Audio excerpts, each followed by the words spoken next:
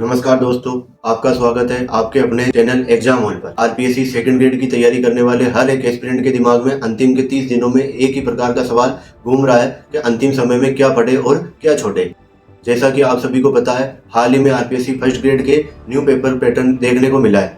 उसने जो अपनी तैयारी थी उसकी दिशा को पूरी तरीके से बदल के रख दिया है। अगर आप भी पुरानी रणनीति से तैयारी कर रहे हो तो सावधान हो जाइए। आज के इस वीडियो में हम बात करेंगे कि इस बदलते हुए पैटर्न के बावजूद जो बचे हुए 30 दिन हैं, इन दिनों में आप उन कैसे टॉपिकों पर ज़्यादा फोकस कर करके जो अपने जो 40% का मिनिमम क्राइटेरिया है आप उसको आसानी से क्रॉस करके जो आपका सिलेक्शन है वो आप आसानी से पक्का कर सकते हो। चलिए बिना समय गंवाए वीडियो शुरू करते हैं।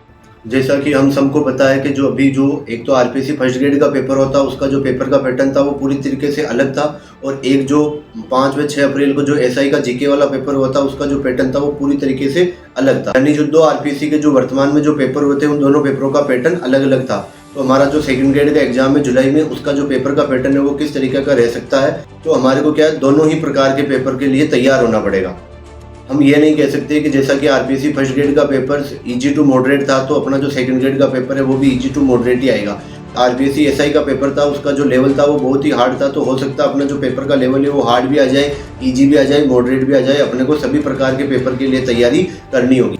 पेपर कैसा भी आए, आपका जो सबसे पहले जो लक्ष्य होना चाहिए वो होना चाहिए 40% का क्राइटेरिया क्रॉस करना।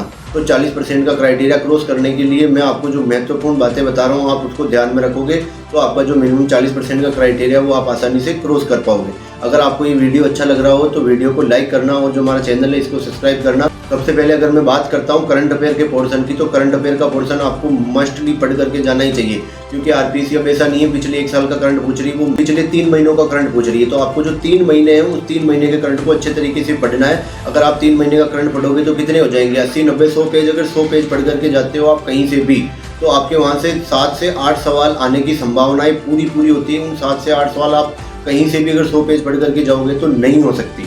तो आपको करंट तो पढ़ना ही पढ़ना है, और करंट में आपको विशेष ध्यान में रखना है कि जो आरपीएससी जो फर्स्ट ग्रेड का पेपर हुआ था उसमें करंट कौन सा पूछा था, केवल और केवल मार्च महीने के करंट पूछे थे, और जो योजनाएं थी वो योजनाएं पूछी थी जनवरी से लेकर के मार्च तक की।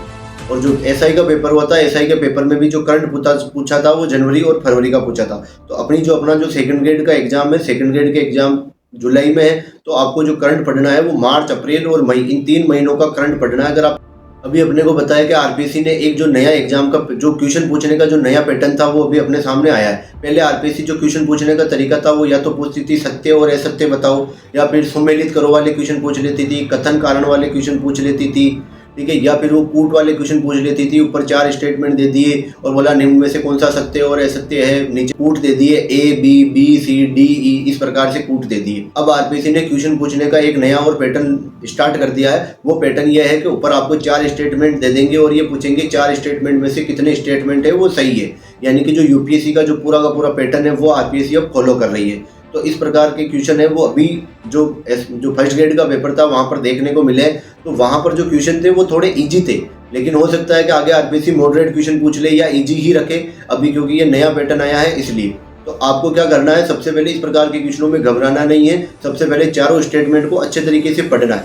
जब आप 4 स्टेटमेंट को अच्छे तरीके से पढ़ो और एक एक का से ढंग से आंसर करना है कि क्या ये सही है क्या या गलत है। वैसे आपको अगर 3 स्टेटमेंट आ रहे हैं या 4 आ रहे हैं तो आप उस पर रिस्क लो। अगर आपको 1 या 2 स्टेटमेंट बता तो फिर आप इस प्रकार के क्वेश्चन को छोड़ दो। जो वर्तमान में जो आरपीएससी का जो पेपर बन रहे हैं उस पेपर का पैटर्न ये कह रहा है कि 10 से 15% क्वेश्चन होते हैं वो सभी के लिए नहीं होते हैं। उन क्वेश्चनों को अपने को नहीं करना होता है, वो हार्ड टाइप के क्वेश्चन होते हैं। तो आप ऐसे प्रकार के 10 से 15% क्वेश्चनों को आसानी से आप स्किप कर सकते हो और उन पर ज़्यादा दिमाग नहीं लगाना है। आपको आगे जो बाकी जो बचा हुआ पेपर है 70-75 क्वेश्चन बचे हुए हैं, उन 70-75 क्वेश्चनों को आप अच्छे तरीके से अटेम्प्ट करोगे तो आपका जो मिनिमम 40% का क्राइटेरिया है वो आसानी से क्रॉस हो जाएगा, और उससे भी ज़्यादा आप आसानी से 50-60 क्वेश्चन तक आप आसानी से सही कर करके आ सकते हो, जो कि वर्तमान के पैटर्न को देखते हुए बहुत ही सही जी। देखो, कठिन क्वेश्चन तो किसी से भी हल नहीं होता है, ठीक है, लेकिन अपन क्या करते हैं और अपने को उसकी टेंशन भी नहीं। अपने को टेंशन क्या होती है कि अपने को जो क्वेश्चन आ रहा था वो जो सबको आ रहा था वो अपन ने जल्दबाजी में गलत कर दिया।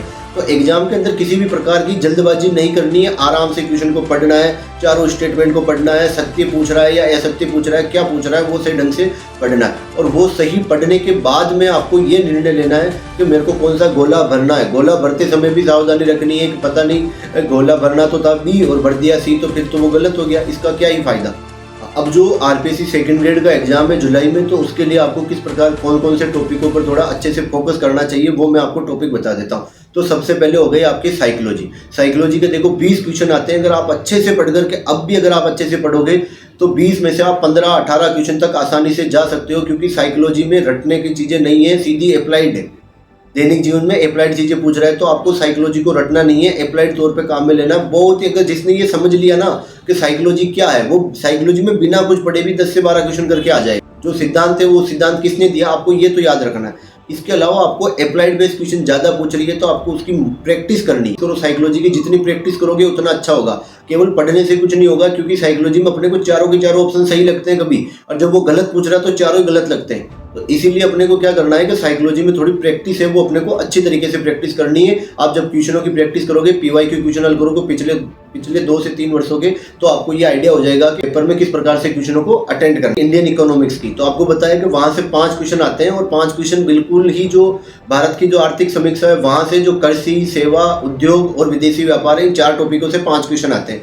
अगर आप इन चारों टॉपिकों को अगर अच्छे से पढ़ करके जाते हो तो आपके 5 में से 5 क्वेश्चन मिल जाते हैं। क्यों? क्योंकि वहां से जो आरपीएससी में जो वहां से सवाल पूछ रहे हैं वो ज्यादा टफ नहीं पूछते हैं, वो सीधे जो आर्थिक समीक्षा है वहां से, या फिर जो भारत सरकार का जो बजट है वहां से सीधे सीधे क्वेश्चन पुटअप होते हैं, और वो आप आसानी से कर पाओगे।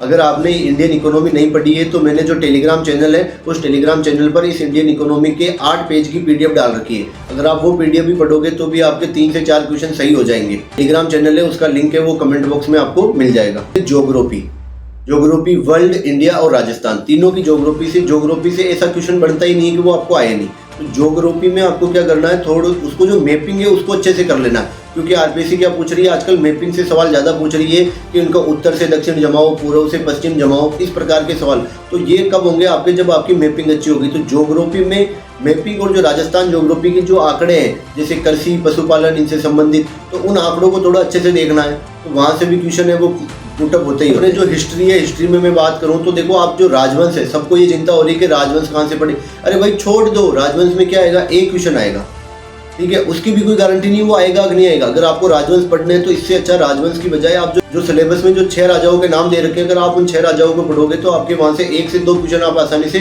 करके आ सकते हो। लेकिन अब जब राजवंश, इतना बड़ा राजवंश है, आप इस इतने बड़े राजवंश को पढ़ोगे तो वहां पे समय भी ज्यादा लगेगा, और वहां से पता नहीं क्वेश्चन आएगा कि नहीं आएगा। आएगा तो क्या अपन कर सकते हैं या उसको नहीं कर सकते हैं। इसीलिए अगर आप राजवंश टॉपिक को अगर छोड़ना चाहते हो तो छोड़ सकते हो, लेकिन जो 6 राजाओं के नाम जो सिलेबस में दे रखे हैं आप उनको जरूर पढ़ लेना। मॉडर्न हिस्ट्री में देखो 1857 की क्रांति से फिक्स क्वेश्चन आता है, प्रजामंडल से फिक्स आता है, किसान आंदोलन से फिक्स आता है। तो आप इन टॉपिकों को टारगेट कर करके मॉडर्न हिस्ट्री को आसानी से पढ़ सकते हो। वहां से भी 4 से 5 क्वेश्चन आते हैं, और एकीकरण से, तो वहां से आप इन क्वेश्चनों को आसानी से हल कर सकते हो। और ज्यादा बड़े बड़े टॉपिक नहीं है, छोटे छोटे से टॉपिक है, अगर आप इनको डीपली भी पढ़ोगे तो भी आपको कोई दिक्कत नहीं आने वाली है। तो अब मैं बात करता हूँ जो पॉलिटी है उसकी। तो देखो, पॉलिटी में अपने को सबको पता है कि वर्तमान में आरपीएससी का जो पैटर्न है वो क्या है, किसी को कुछ भी नहीं पता। लेकिन ऐसा तो है नहीं कि अपन पूरी पॉलिटी स्किप कर दे। आप पॉलिटी में आपको टॉपिकों को टारगेट करना है, यानी कि आपको पहले प्रीवियस ईयर के क्वेश्चन देखने हैं। क्वेश्चन देखने के बाद में आपको ये आइडिया लग जाएगा कि यहाँ से जो इस प्रकार के क्वेश्चन पूछने के ज्यादा चांस है। आपको क्या करना है, पॉलिटी में टॉपिकों को टारगेट करना है अपने हिसाब से। वो सबके अलग अलग हो सकते हैं। जैसे मैं अगर किसी टॉपिक को टारगेट कर रहा हूँ तो मैंने राष्ट्रपति को टारगेट कर लिया, अगर राष्ट्रपति से क्वेश्चन बाहर नहीं जाना चाहिए मैं उसको पढ़ लूंगा, ठीक है। एक जैसे अगर नीति निर्देशक तत्व है, या जो अपने मूल अधिकार है, इनसे मूल अधिकार में स्पेशली वाद को पढ़ लो। इस प्रकार से टॉपिकों को टारगेट करके आप उनको पढ़ सकते हो, तो आपके लिए वो अच्छा बेनिफिट होगा। और अब देखो, जब अंतिम समय चल रहा है तो अंतिम समय में आपको किसी भी प्रकार का कंटेंट में चेंज नहीं करना है।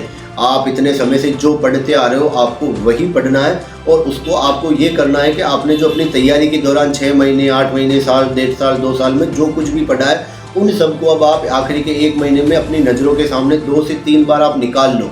अगर आप ऐसा कर पाओगे तो आपका सिलेक्शन कोई नहीं रोक सकता। आपका जो कंटेंट है आपको वही कंटेंट रखना है, उसको चेंज नहीं करना है। उसके ऊपर विश्वास करना है कि यहाँ से क्वेश्चन आएंगे, और हर कंटेंट में से क्वेश्चन आते हैं। 70-75 क्वेश्चन हर कंटेंट में आएंगे। आप जहाँ से भी पढ़ रहे हो वहाँ से वो क्वेश्चन जो आने वाले हैं वो सभी कोचिंगों के नोट्स में से आएंगे, सभी बुक में आएंगे। और जो क्वेश्चन नहीं आने वाला है वो किसी भी कोचिंग, किसी भी नोट्स, किसी भी गाइड में नहीं मिलेगा। अगर किसी गाइड में मिल भी रहा है तो वो अपने करने लायक नहीं है। आपको सबके पीछे नहीं भागना है, कुछ चीज़ों को टारगेट करो, उन्हीं टॉपिकों के पीछे भागो, तो आपकी जो सफलता है वो आपकी निश्चित मिल जाएगी। अंतिम समय में आपको पॉजिटिव रहना है, नेगेटिव नहीं होना है किसी भी प्रकार से कि मेरा सिलेक्शन नहीं है। ऐसे मान के चलो, अगर आपने मेहनत की है पिछले 6-8 महीनों से, तो आपका सिलेक्शन पक्का होगा, आपका सिलेक्शन कोई नहीं रोक सकता। साथियों, बहुत बहुत धन्यवाद और मिलते हैं अगले किसी दूसरे टॉपिक पर।